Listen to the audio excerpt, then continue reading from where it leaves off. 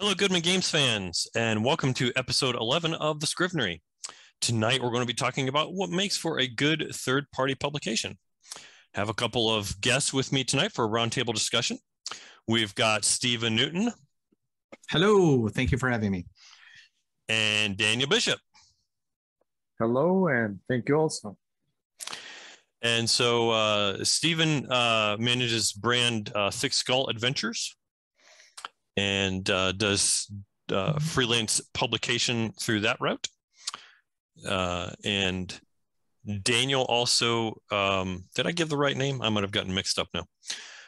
Anyway, Daniel does freelancing submissions as well, and also a blog about the DCC universe or the Goodman Games products universe. So I felt like they'd be a good addition to this conversation. So we're going to start off, we're going to talk about what are some examples of the scope of products that are out there now, and we'll kind of break those down by some categories, intuitive ones, I suspect. And certainly, so one of the things that's most common is adventures. And these come in various scopes, and a subset of that could be adventure paths. I don't see a lot of that in DCC. What about you guys? Do you see a lot of serial, sequential adventures? There are some, but most of the ones that exist are things where there is a conversion to DCC, as well as other. I think Daniel's being coy. He's written one. Okay. Sorry, I can't go like, yay, me. Okay, I'll call him out. I get it. Why don't you tell us about the adventure path you wrote, Daniel? You mean the unfinished one that I'm still like now years behind on getting that part out?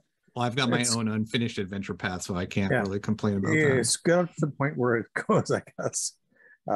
It's literally fairy tales from unlit shores, starting with Prince Charming Reanimator, which takes a bunch of actual classic fairy tales and related literature, and then mixes it with Appendice N, lots of Lovecraft, some Howard, just bits and pieces of the DCZ flavor thrown in so that you can get murder in fun and unusual ways.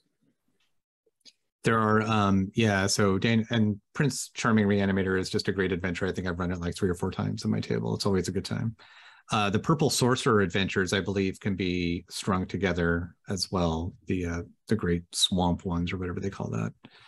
So John Marr's early, yeah, exactly. So John Marr's adventures can be strung together. I've written a few that can be strung together. So Frogs, Larvae, Shipbreaker Shoals, Lighthouse of Shipbreaker Souls can all be run together. They all take place in the Frogiverse, if you will. Okay. Yeah, I put one out myself, Kingdom of Fire. It's a 6-part. So, yeah, so there is some extent of that out there, of course. But I think that I'll confess, I guess you'd say, before becoming a DCC convert, we came out of Pathfinder. And that was one interesting thing about the Pathfinder materials is their adventure paths made for some neat campaign material. And you kind of had to pick and choose what of it you were going to use, though. Right. Yeah, I think generally speaking, Goodman, like the Goodman, the official, the first party Goodman stuff, they don't do a lot of that. But you see a lot of it in the third party. I don't think they do any of that. They have some adventures that are linked by the setting, like Purple Planet, but they're not linked this, then that, then that. Right, exactly. And since we were discussing the Purple deck, the first time something like that came out was The Stars Are Falling, which I wrote bridging text to make the first 6 adventures, I believe, that came out through Purple deck work as a series. All right. So, certainly another category, which I think we're starting to see a little bit more of, would be campaign world settings. Mm-hmm. These certainly have a wide range of different flavors to them.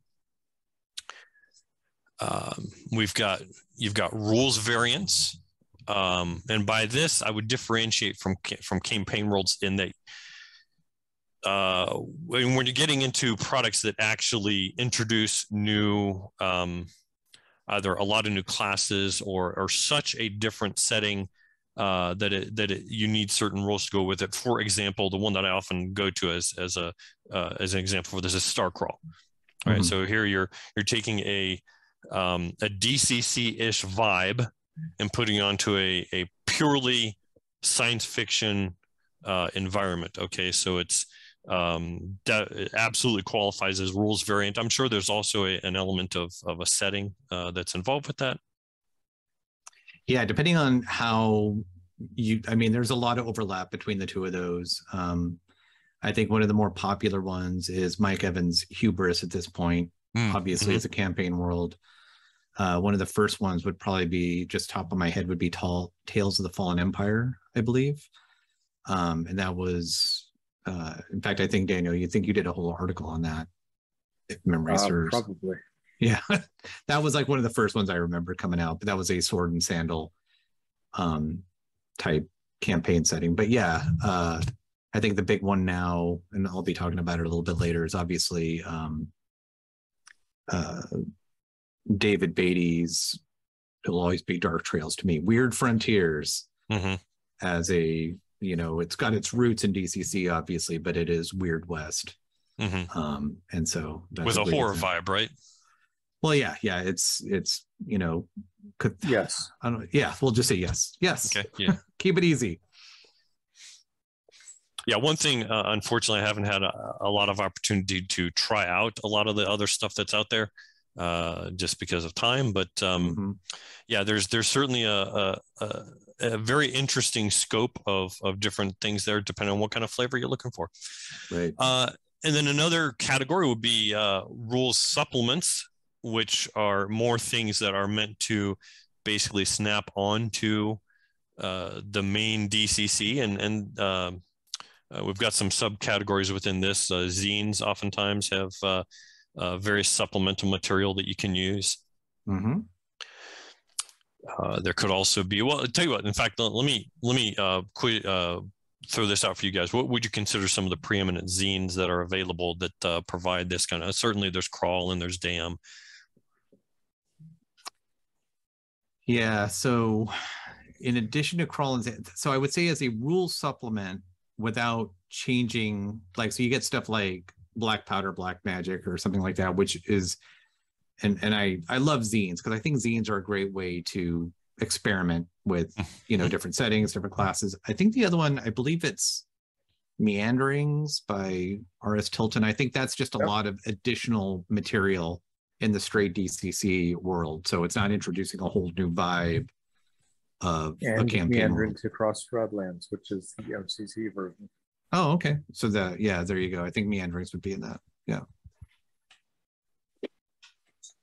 All right. So then there'll be topical releases where someone might put out a publication that is, for example, just a collection of spells, as one example, or a collection of certain types of monsters. I don't know if there's something out there, but you could have, for example, a book on giants, for an example.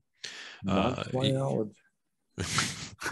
So the big ones of those that, and again, I'll talk about them later on, but so I really love what Don Stroud did with the Rites of Moldering Dead.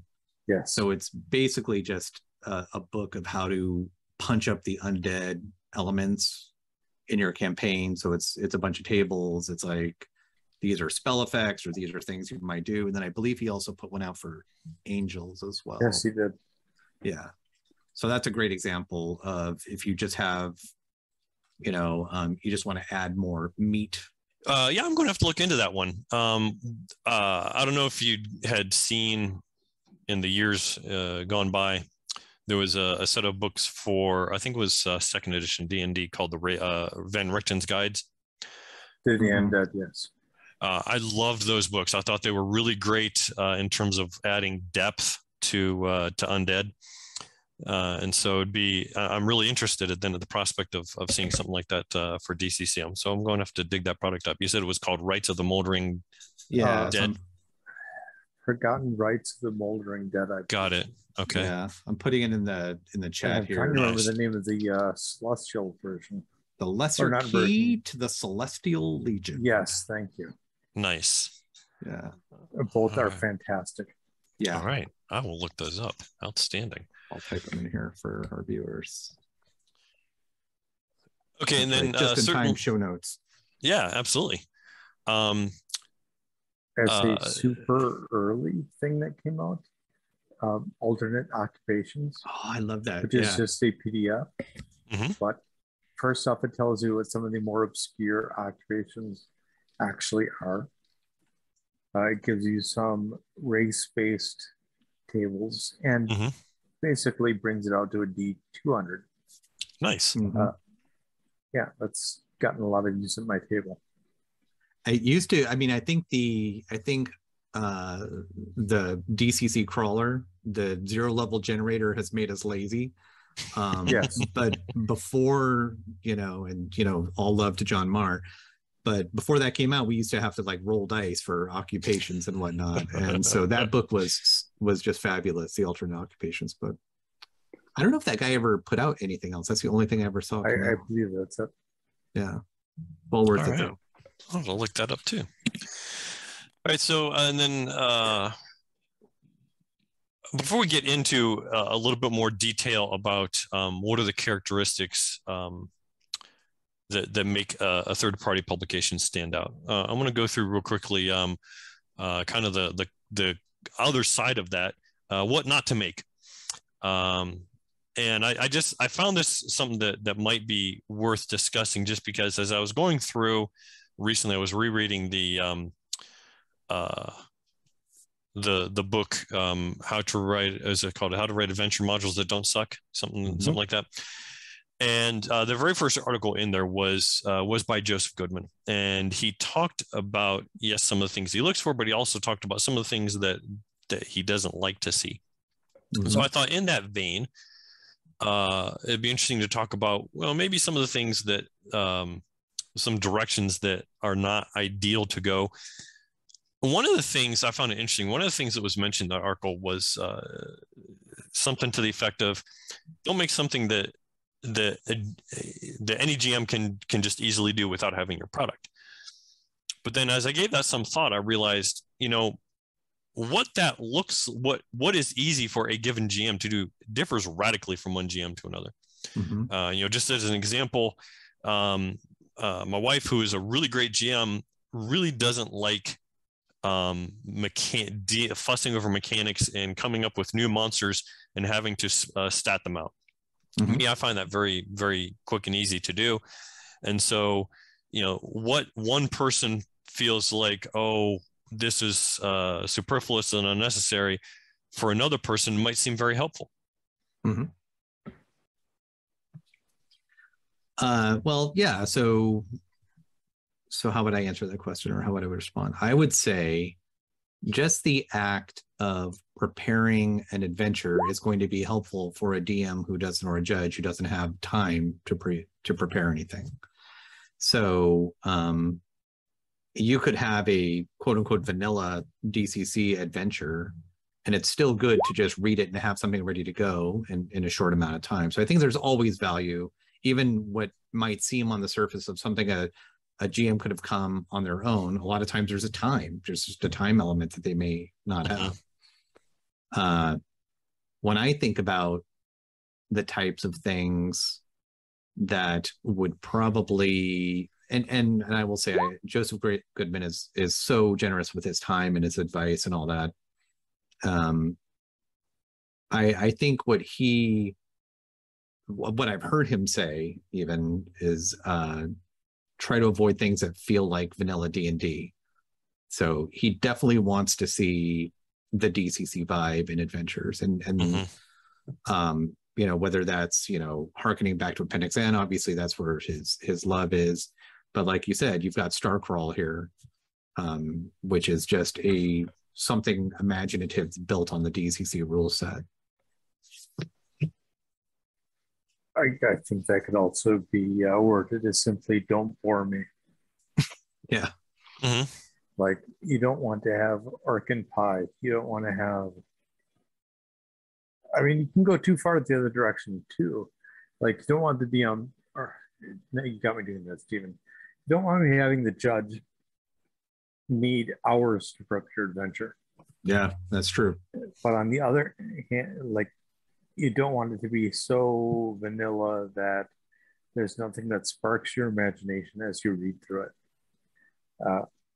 You don't want the thing to have a single path that must be followed.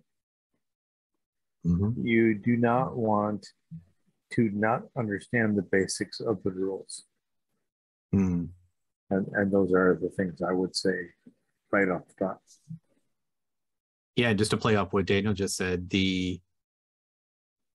not only not have the basics of the rules, but lean into things that make DCC. So especially things like luck, the luck mechanic where luck can be used, spellburn, things like that. Weird, well, I should say not spellburn, but weird magic. Right. Mercurial. Mercurial magic. Yeah, I agree. I think that, in fact, I feel like luck is underutilized. One of the things that, for example, that I put in with the Fey description in the Celts book is the Dark Fey can steal luck. Because I just felt like, again, certainly in terms of when you're dealing with Fey, luck seems to be something that is very that dovetails with that very nicely. But I also just kind of feel like luck is underutilized in terms of a lot of adventures and materials, and I like to see it come into play more. I like to be there. I like for there to be, even if you're doing a one-shot adventure where, like at a con, people feel like, I'll go ahead and dump my luck because who cares? I like there to still be consequences for that. And so I feel like if you can do things with luck, just as one example, utilize, like you were saying, make use of the core stuff that's there, because the things that are there that make DCC unique are the reason why people are attracted to this game. Certainly the reason I was attracted to it. Right. And so kind of within that same vein, one of the things that we've talked about is stay with the DCC vibe, keep it rules light, keep it variable. And I think that this is important. I know I've had to keep an eye towards this in terms of if I'm doing something that's a snap-on to the rules. I came from many years of for other game systems of rules lawyering, and I'm very happy to be away from that now. But if you're making something that is an expansion, or that is a snap-on, or that is a new rule set or whatever that goes along with it, keep that light. You're adding a new thing, which adds by its very nature some additional rules to it, but keep those minimalized. Just as one example, in one of my adventures, I made up a rule system for doing chariot racing, and then the first blush of it after I did some playtesting, I realized, man, this is too complicated. It needs to be trimmed down, or else it's really not DCC-ish. Yeah, we see that. I think some people have done that well. I think, again, going back to David Beatty, his grit, stat kind of is a placeholder for sanity, if you will, but makes it super easy to deal with it. There's plenty of examples of firearms. Firearms is one of those issues, and it always comes up in these game systems. And it is something that you could go very deep in and get lost into. Well, these long guns have this kind of, reload time and this and that and the other. But to your point, nobody wants to work out an Excel spreadsheet when they're about to play their game on how things work. You want the rules to add to the experience and not become the experience. Yes. Right. Yes, absolutely. Yeah, it's kind of like I made the parallel to someone. Nobody's going to remember as you're reminiscing about gaming years from now. Nobody's going to remember that time you spent working with a spreadsheet to optimize your min-max character. Yeah. What they are going to remember is that moment in the game that was a storytelling event. So, yeah, so also kind of along this vein, don't make a new game. If you're going to make a new game, then why are you publishing something under the DCC banner? If you want to make a Snap-on that as leanly as possible tacks onto the existing DCC rules, then okay, then there's a place for that. And the less adaptation it takes, the better. If it's something that at its core uses the DCC mechanics, people don't need to learn a new subsystem to it. It's just something that, if you want to do a such and such, jousting, for example, a very simple thing that all your base stuff is still the same, and then it's just these couple other things. Use the core of what's there. That's why people are attracted to this system. And there can be a real value to being able to actually simplify some of the rules that exist. Spell dueling is one case where the complexity, when one looks at the tables, is high. I have seen some simplified spell duel rules, spell duel rules that were just small, so that if you wanted to make that part of the game go faster, then these rules become an option for you. Nice. That's perfectly fine. I will admit I've never actually had to judge a spell duel at a table, and I would be daunted if it came up. Yes. The first thing that happens when an opponent casts a spell at my table, and I'm shocked when it doesn't, is I counter spell them. Like they jump into spell duels. Of course, mind you, I ran Microcardist Adventure a while back, and they really got their rear-handed to them in spell duels. They haven't jumped in it yet. After that, I'm sure they will. Give them a little bit of pause. But I think to your point, don't build another game. Something like Starcrawl will feel like a completely different game just based on the whole DCC rule set. So, keep what you love about DCC and just apply. It's easy to apply a setting. I guess I would say it that way. It's easy. I mean, I've done a Western now. I've done, basically the Halloween, or not Halloween, but Thanksgiving adventure is effectively, Salem witch trials. So you can put it there. So you can make something that feels like a game and still be very familiar to a DCC audience. And I would encourage people to do that. I think it's wonderful. And I've got a whole list of examples here, Skull and Crossbones classics, or, I know Troy Tucker's been working on Pyramid Crawl classics forever, stuff like that. I think that is just wonderful examples of what you can do if you've got passion in a specific area. All right, so now if we look at some of the standards that Goodman Games sets forth in terms of as you're considering a submission, one of the first things that I'll mention is there is an expectation that whatever you're putting forth is going to be, for lack of a better term, PG-13 rated. There's various things that go into this.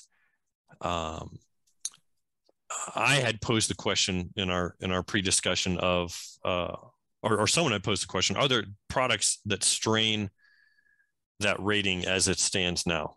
I wasn't personally familiar with any, but perhaps you guys might be. And I don't know that we necessarily need to get into specific products. I don't want to, sound like I'm talking negative of anything, but just to say how how do you feel like this distinction or this standard is applying in the current scope of materials? Largely, the material follows that standard. Occasions, yeah, it is pushed.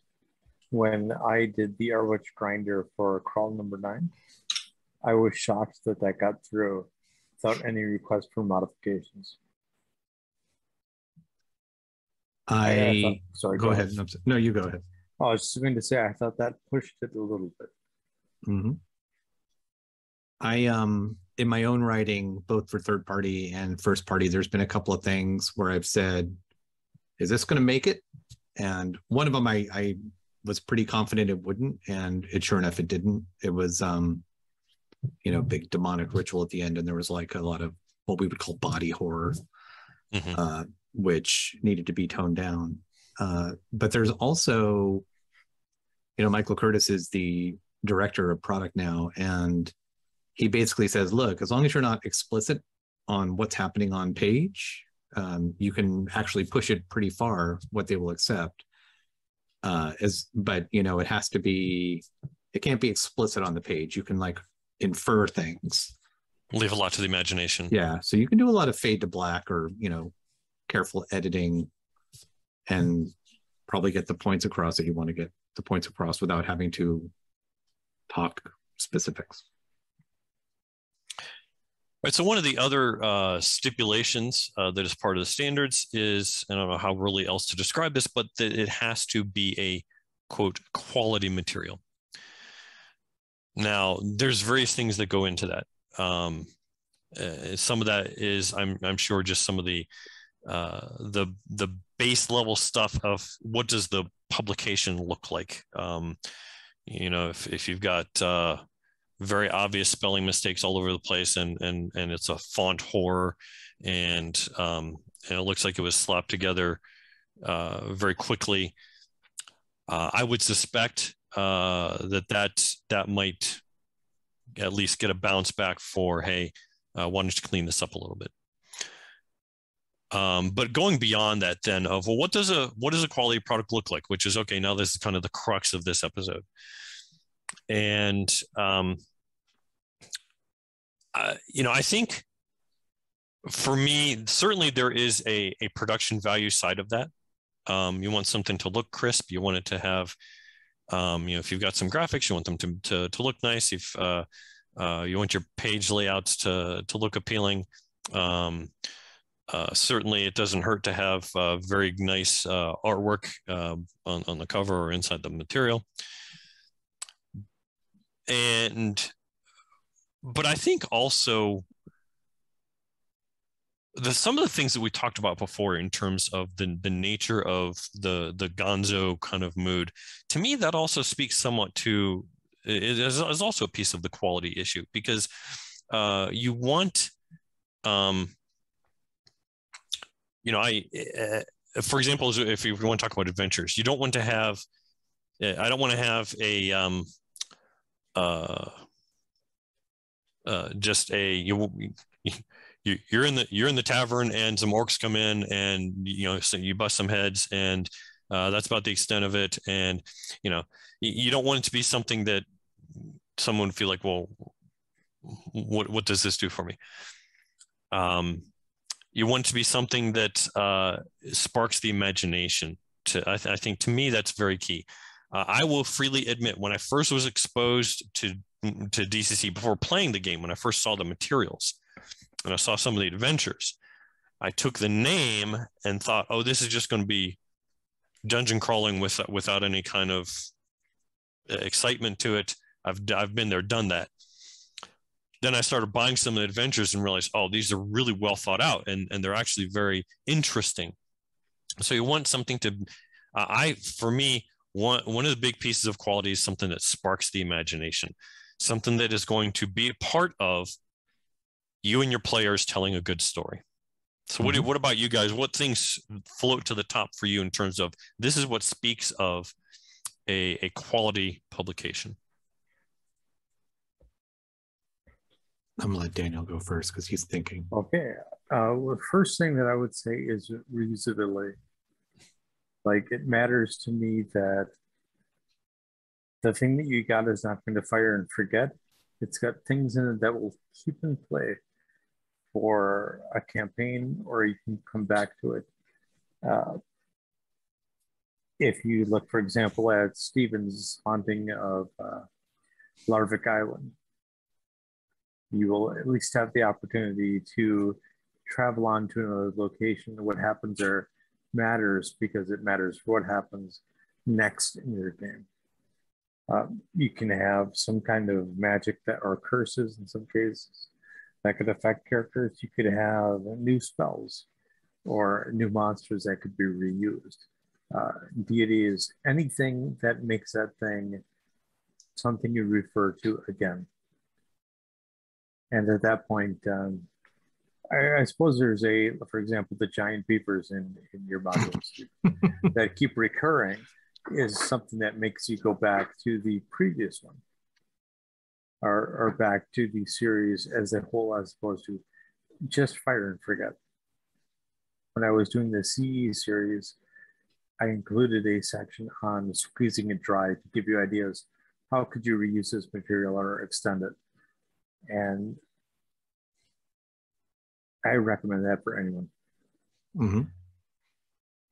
You know, I really say I like that idea.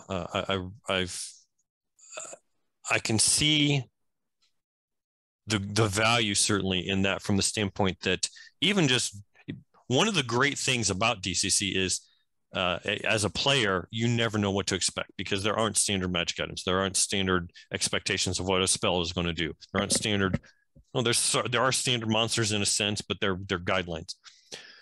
And so if you tack in something in an adventure that is, for example, a magic item, that then would be something that has character, something that has uniqueness, a new spell, for example. Yeah, I definitely see what you're saying. These things then that can be used again, even if it's not an adventure, even if, whatever it is, a setting or whatever, those things then that can be used throughout a setting. Yeah, that certainly gives the publication. It has added something to the game as opposed to just a session. Mm-hmm. Yeah.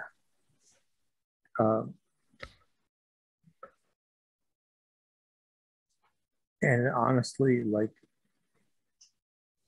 whatever it is you happen to be enthusiastic about, like, really let that shine through. If you look at the appendicean that the game is kind of based on, that is a lot of different voices running some very different types of fantasy. Like, I don't want to necessarily have something that I would have written or even could have written. Like, my voice will not be the same as yours, the same as Stephen's. It'll be a different voice that I can't have if I don't buy that module. So rather than try to sound like other people, like, really sound like yourself. So I'm going to agree with both of those things because I think it's almost like, it's your guns or butter argument. There are pieces of material out there like angels, beings between angels, deities, beings between. That is something that I go back to. It's almost like the DCC annual. It's at my game table. I use it a lot. It comes up. It's very reusable. There are also third-party pieces out there which are just a pleasure to read and may or may not have a lot of reusability. So just a handful of examples, Black Sun Deathcrawl or Rock God Death Fugue, which I believe is by Steve Bean.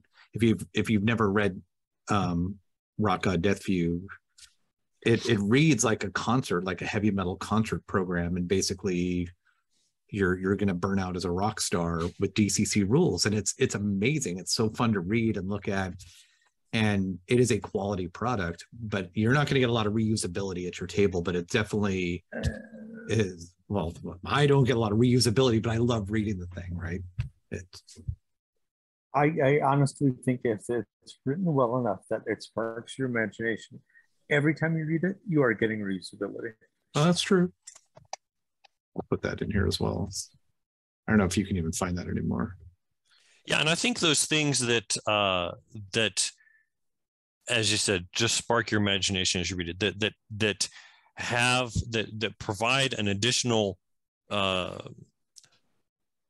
element of fantasy about something. Mm-hmm. Even if you don't directly plug that piece into one of your games later, I think it still helps to feed the creative engine. Yeah. And you can always, and this is actually one of the things that I think all the third-party authors do really well, is they'll put in tables for something in there. And those tables, you know, if that strikes your fancy, I believe it's the, what was the Owl? It's the Don Stroud's, the guy who did Drink Spin Run, the other guy, Adam Mickiewicz. Kids of Daniel's got to help me out. Street Kids of Burhead. Right. Street Kids. There you go. I knew he'd help me pull it out there. There's a lot of tables in there for like city tables of like things that you can use in adventures. It's like a great little resource. If you know that you're going to be like, now we have Lankmar, but before we had Lankmar, we had something like that, and you could create a bunch of just adventure ideas just by browsing through those things. Because you have a heist issue too. Yeah. Going back, to Rock God Death Feud. Yeah. If you really want to get reusability out of that, play that first. Mm-hmm. Keep notes on what's going on, or record it while you play. Then start your campaign in America, and the gods of the are those characters that they are the reincarnations of. Oh, wow. He'll be reusing it the entire campaign. Outstanding. Okay, so what's going to appeal to the community now? To a certain extent, we've talked about this in various shades already, but just a couple other elements about that I want to touch upon. One is the significance of playtesting for that, and I'll just touch on that from personal experience, in that there have been some of the pieces of material that I've put out that I didn't really think a lot of at the time, but then I ran it at convention and was extremely popular. Then there were other pieces that, you know, I thought was going to be something that would be picked up real well, and didn't get quite as much interest. Playtesting, especially outside of your own gaming group, helps to give you a little bit of a sense of its appeal, the breadth of its appeal. You know, you go to your friendly local game store, go to conventions and run events. If it's an adventure that you're thinking about, run it as an adventure. If it's a setting, run an adventure that's in that setting, etc., that kind of thing. And I think that approach can help you get a feel for this thing that I've come up with. You know, it sounds really cool and interesting to me. What do other people think about it? I will swear by I think every show that I'm ever invited on, I talk at some point about you should always be playtesting. And you know, the rules apply no matter what you're doing. Playtest early, give it to other people to playtest. Don't playtest it just with yourself. I mean, you should run it, obviously, get all the bugs kinked out, but then give it to somebody else, because they're going to find things that you didn't even think of. So 100% agree. Playtesting is a huge part of getting quality out of whatever you're doing. Yeah, and giving it to somebody else will also help to see if you're as clear as you thought you were. Right. Yes. Yeah. Yeah. And we actually were talking about doing an entire episode at some point about playtesting, about how to do it effectively, get the most out of it, and what it can mean for your product. So I think we'll certainly dig into that, because I think it's underrated. And put your ego aside, right? If somebody says, look, this doesn't work, you know, trust them. That's why you have playtesters. Yeah. And that's hard. Admittedly, that's hard. But yeah, it's that outside opinion is valuable. Which is also, and I'm just, again, because I am passionate about playtesting, find playtesters that are going to be willing to give you feedback that they're not going to be afraid to hurt your feelings if they call your baby ugly, right? So not everybody is going to be that person, right? They may, I don't know, I don't want to say intimidated, but maybe they're just, you know, it goes against their nature to say, look, this is really confusing. This makes no sense, or it would have worked better if you did blah, blah, blah. So yeah. And then you'll get that as you expand the base, the diversity of your playtesters as well. It's also a swingy system. There are a lot of things that the players can do to affect how the game plays. And there is a lot that the dice can do to affect the outcome of the game. So having more than one example of how it's going to play allows you to see whether or not you can swing when things don't go the way you think they are going to when you're writing it. Because they might not, and they probably won't not. If nothing else in this game, you learn pretty quickly your expectations were great until you sat down. Right. And you know, I think that applies. That's one of the pieces of advice I give to beginning GMs, regardless of game system, is the players will never do what you expect. How much more so is that applicable in DCC from the standpoint that the system, one, has a lot of variability in it, but also the system lends itself to more creativity on the part of the players. And with things like the manipulation of luck and the possibility of a really high spell check, the choice of when to spell burn or when not to, you can have in the same adventure some really variable outcomes or differences in play. So the adventure that you're writing should be robust enough that the person running it can understand how to swing it with what the fate and the players are going to throw at them. Because fate and the players are going to throw things at them.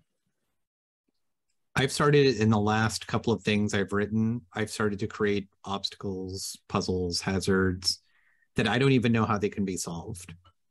So I'll just put in an idea. So the players might do this, they might do that, but you never know that, you know, because it's interesting. Like a game recently, a player brought a familiar with them and then they were having their familiar do something. Like, I don't know how to, you know, and so that's, to Daniel's point, you never know, or both of your points, you never know what a player is going to do, or, you know, what weirdness they might introduce through, yes, my my starting equipment was a donkey, and therefore I'm going to do this thing with this donkey. It's like, and this is a game that encourages that. Right, exactly. Absolutely. Yes. Yeah. Okay, so what would be some examples that we could think of where the creator's passion really comes through as, or really is evident in the material? One of the things that, again, maybe just because I think a lot in terms of game settings, but certainly some of those examples came to mind for me. Again, Starcrawl. I don't know if I'm pronouncing this one correctly. Aeon, the Greek Homeric type of setting. That I don't know the author, but if I had to guess, I'd say that that might be something that is an interest, a fascination for that author. And I think things like that, you really see where someone pours a lot into something like that, and that adds to how it sells. I don't mean, I don't from a market standpoint, but how it emotionally sells itself to you. Because you can't help but feel that. Right. Yeah. You get buy-in. Yeah. All right, and for aspiring authors out there, it does need to be something that you're going to be passionate about, because at some point you're going to get to that part of the project where to get over the finish line, it feels like the insolent stepchild that you want to abandon, but you know, you got to keep pushing through. So yeah, hopefully you're passionate about whatever you're doing. Great point. I came with some ideas of things that struck me when I read this question. I've talked about most of them already, but David Beatty's, obviously Dark Trails, Weird Frontiers, clearly a passion project for him. It's finally seeing the light of day, which is wonderful. But his prints, similar to Carnival of the Dam, his prints are all over that, in terms of that is something that you could tell that he was dear to his heart. And I'm not going to go through all of them, but the other one that I will talk about, because I don't think it gets as much love as it used to, is Transylvania Adventures. So I believe the author was S.A. Mathis on that. It came out really early in the DCC world, so probably about 10 years ago now, thereabouts. And it's basically a campaign guide, if you will, of how to run DCC adventures using like the Universal or Hammer horror system. And it's just a pleasure to read. So this is clearly someone who loves that genre, which I also love, which is why it spoke to me. And I really wish he continued it, because there was just some really great stuff in there. The one adventure that came up, that The Winter Home, mm-hmm. is still among the best DCC adventures. Yeah, like definitely top 20. What did you say the name was? The Winter Home. Okay. Mm-hmm. As far as I know, it is only available in PDF, but it makes great use of the Transylvania Adventures type setup. But even if you're going to run it straight DCC, you would have a lot of fun. Mm-hmm. I had also brought up a lot of things that we've already talked about were on my list, but I wanted to mention, and speaking of butchering pronunciation, and Kyriadana the Computex. Oh, yeah. Which is James Fosnell. And that's for MCC, correct? Or is it? Yes. Yeah, it's MCC / I don't know about you. When I'm playing the games, I kind of squanch them together quite often. So there are, it's kind of crossover-ish, isn't it? Yes. I've got no problem whatsoever having a mutant and a warrior fighting side by side or each other. But as a thing that I would have a hard time writing. But he writes it very, very well, and his enthusiasm, like they're not little patron write-ups. They give you all the meat you need to actually use that in a game, in a modern setting, in a mutant future setting, whatever flavor you're looking for. And it's clear that he loves it. And we can't actually go too far without mentioning things like the Hobononicon. Oh, right. Or that entire set of things like Country Crawl Classics or Inferno Road. Those are clearly a labor of love. And I would like to also mention the Hexanomicon, which is not only a labor of love, but great for usability. Right. Yeah, those are I throw those in those categories. So these are all zines I think I picked up almost all those that you mentioned at like Gary Con a few years ago. You just pick them up at the con. I also got Cthulhu Crawl Classics at that same con, same vibe. Bob Brinkman, I believe, put out the Skull and Crossbone class. Just again, these things are so fun to read, so much to reuse.